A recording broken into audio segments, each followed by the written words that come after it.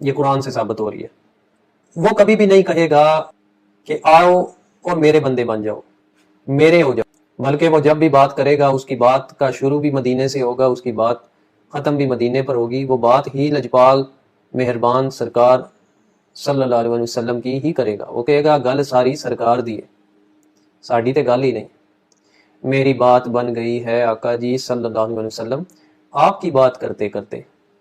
وہ بات ہی نبی صلی اللہ علیہ وسلم کی کرے گا کہ در مصطفیٰ صلی اللہ علیہ وسلم پر پہنچانا میرا کام ہے۔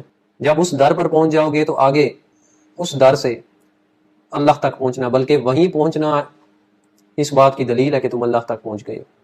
اس کے برعکس وہ لوگ جو یہ کہیں کہ میری پرستش کرو، میرے ہی بن جاؤ، میری تیری میں پڑ جائیں، اپنے معاملات اور حالات اس طرح کے ظاہر کریں کہ جیسے یہ لوگ میرے غلام، میرے بندے ہو چکے ہیں، یہ ان کے جھوٹے ہونے کی دلیل ہے۔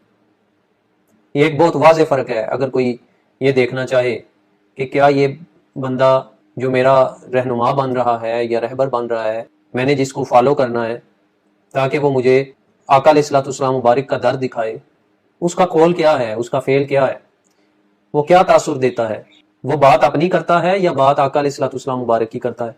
اور بات تو در حقیقت ہے ہی ساری آقا علیہ الصلوۃ والسلام کی ہے۔ حضرت داتا علی حجویری رحمۃ اللہ علیہ کشف المحجوب میں لکھتے ہیں کہ جتنے بھی اولیاء اکرام ہیں کائنات میں، ان کی کرامات در حقیقت نبی کریم صلی اللہ علیہ وآلہ وسلم کا معجزہ ہے، یہ بھی اسی نبوت کا فیض ہے، کوئی الگ سے کوئی چیز نہیں ہے۔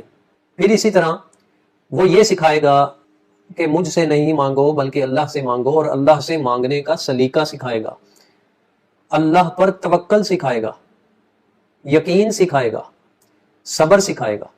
در حقیقت وہ آپ کو اس پورے سانچے میں ڈالنا سکھا دے گا کہ جس میں ڈل کر در حقیقت آپ اللہ کے بندے بن جاؤ گے، اللہ والے بن جاؤ گے، آقا علیہ الصلوۃ والسلام مبارک کی اتباع میں آ جاؤ گے۔ اس لیے وہ یہ پریکٹیکل ویز ہیں، لوگ اسی وجہ سے بیعت کرتے ہیں، نسبت اختیار کرتے ہیں۔ بیعت کا مقصد یہ ہے کہ جس کی بیعت کی جا رہی ہے اب وہ جو کہے گا وہ مانا جائے گا، جس سے وہ منع کرے گا اس سے رک جائیں گے۔